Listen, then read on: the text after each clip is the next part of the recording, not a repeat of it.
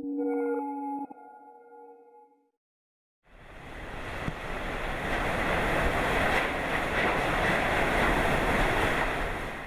you're in the heart of a really powerful and violent typhoon, it's really an overload on the senses. It's very loud, the wind roars,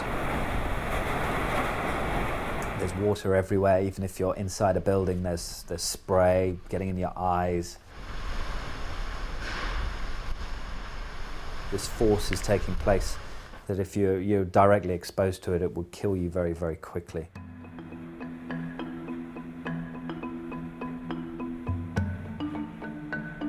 My name is James Reynolds. I'm originally from the UK. I've been living in Hong Kong for 5 years, and I run a small production company focusing on capturing natural events and extreme forces of nature. I'm a curious person. I want to satisfy that curiosity, and for me, one of my big curiosities is, the capabilities of Mother Nature. Just how bad can it get? Just how extreme can these forces be? And I want to be there to not only witness them, but more importantly, actually document them as well. Well, the typhoons I've filmed in Hong Kong, a lot of them have always seemed to have packed quite a surprise. I remember filming 2 typhoons in 2009. The first one was called Molave, and it just made landfall just to the east of Hong Kong and passed over the new territories. And I wasn't really expecting that strong of a typhoon, but this storm was really kind of starting to crank up as it was making landfall, and it packed a far bigger punch up in Typhoon and the northern New Territories.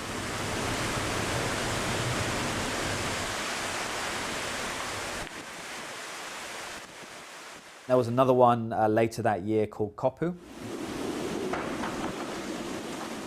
It was about 150 kilometers west of us, but I was really shocked at how strong the winds were, and certainly on the waterfront in Hong Kong, near where I live, these huge, battering, crashing waves at high tide were really slamming ashore, and it really made for a very, very dramatic scene along the waterfront in the harbour.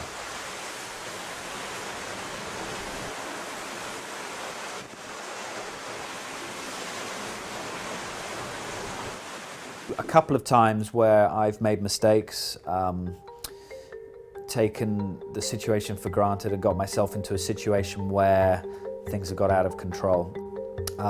There was one incident in Japan where I was in such a blind rush to get into the right place to really film the eyewall of the storm that I didn't actually prepare well enough and scout out the location.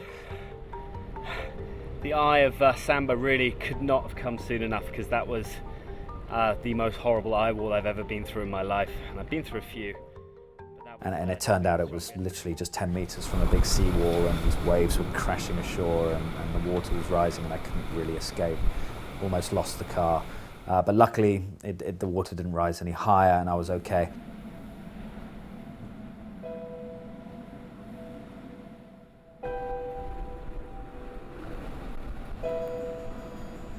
Been through a lot of typhoons, so unfortunately over the years I have seen the effects that they have on the people and the communities they hit.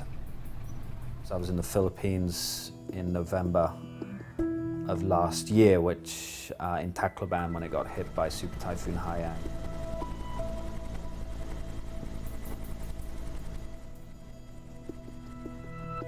That was really as bad as it gets in terms of a catastrophic death toll and hit on a community. Bodies in the streets, bodies being pulled out of rubble. That was very, very nasty.